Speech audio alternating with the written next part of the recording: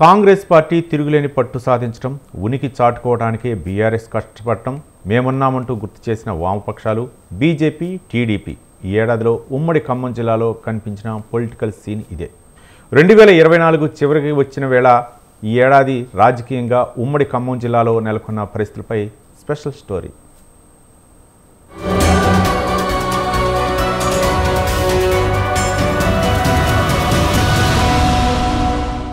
ఉమ్మడి ఖమ్మం జిల్లా ఈ ఏడాది రాజకీయంగా అనేక మార్పులు చేర్పులకు వేదికగా నిలిచింది.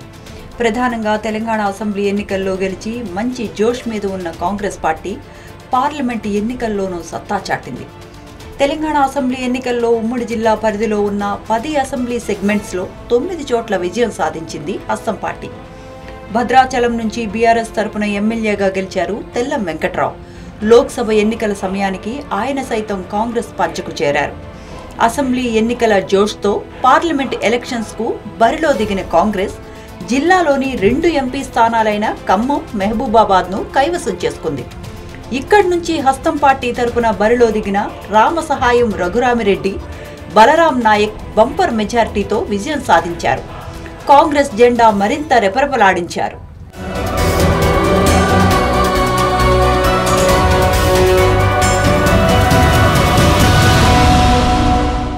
అసెంబ్లీ ఎన్నికల్లో దెబ్బతిన్న బీఆర్ఎస్ పార్టీ పార్లమెంటు ఎన్నికల్లోనూ ఉమ్మడి జిల్లాలో ప్రభావం చూపలేకపోయింది. రాజ్యసభకు మాత్రం వద్దిరాజు రవిచంద్ర రెండోసారి ఎన్నిక కావటం ఒక్కటే ఊరటగా మిగిలిందని చెప్పాలి. ఆయనే ప్రస్తుతం గులాబీ పార్టీకి జిల్లాలో పెద్ద దిక్కుగా ఉన్నారు.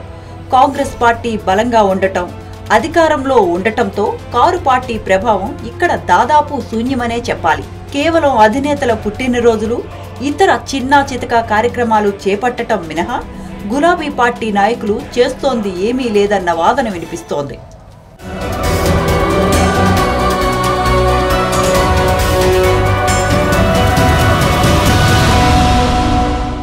ఉమ్మడి ఖమ్మం జిల్లాలో కాంగ్రెస్ పార్టీ తరపున మంత్రివర్గంలో 3 అమాత్యులున్నారు. డిప్యూటీ సీఎంగా భట్టి విక్రమార్క ఉండగా తుమ్మల నాగేశ్వరరావు, పొంగులేటి శ్రీనివాసరెడ్డి మంత్రులుగా ప్రాతినిధ్యం వహిస్తున్నారు. సిపిఎం, సిపిఐతో పాటు సిపిఐఎంఎల్, మాస్ లైన్ పార్టీలు జిల్లాలో తమ వంతు కార్యక్రమాలు సాగిస్తున్నాయి. ఉనికి చాటుకునే ప్రయత్నాల్లో ఉన్నాయి. సిపిఐ రాష్ట్ర కార్యదర్శి కూనంనేని సాంబశివరావు కొత్తగూడెం నుంచి ఎమ్మెల్యేగా ప్రాతినిధ్యం వహిస్తున్నారు. సిపిఎం పార్టీ అయితే ఇటీవలే నియోజకవర్గాల స్థాయి సమావేశాలతో పాటు జిల్లా మహాసభలు నిర్వహించింది. సత్తుపల్లిలో 3 రోజుల పాటు నిర్వహించిన మహాసభల్లో 3వ జిల్లా కార్యదర్శిగా నున్నా నాగేశ్వరరావు ఎన్నికయ్యారు.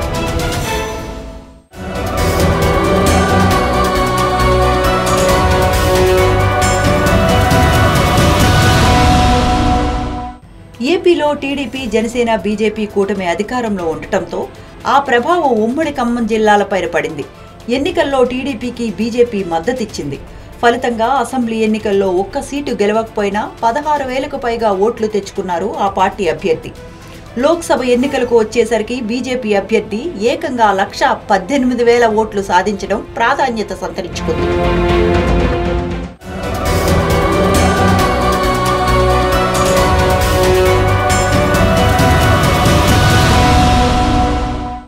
కాంగ్రెస్ ప్రభుత్వం ఏర్పాటయ్యాక పలు రాష్ట్ర స్థాయి నామినేటెడ్ పోస్టులు, జిల్లా పదవులు స్థానిక నేతలకు లభించాయి.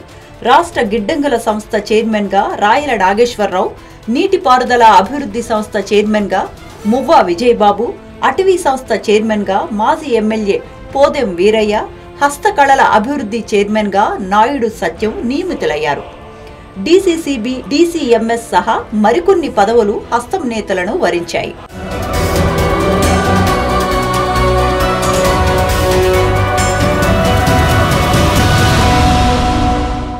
ఉమ్మడి ఖమ్మం జిల్లాలో కాంగ్రెస్ పార్టీ బలంగా ఉండటమే కాదు, అంతర్గత విభేదాలతోనూ సతమతమవుతోంది.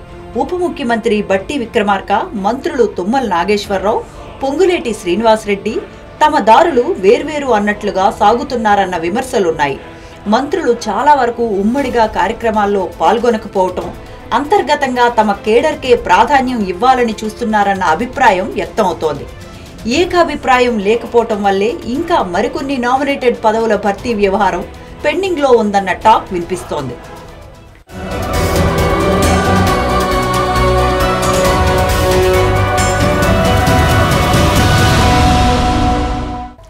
సంవత్సరం చివరికొచ్చేసింది సరే, మరి నూతన సంవత్సరంలోనైనా పార్టీల పరిస్థితుల్లో మార్పులు వస్తాయా? చూడాలి మరి ఏం జరుగుతుందో.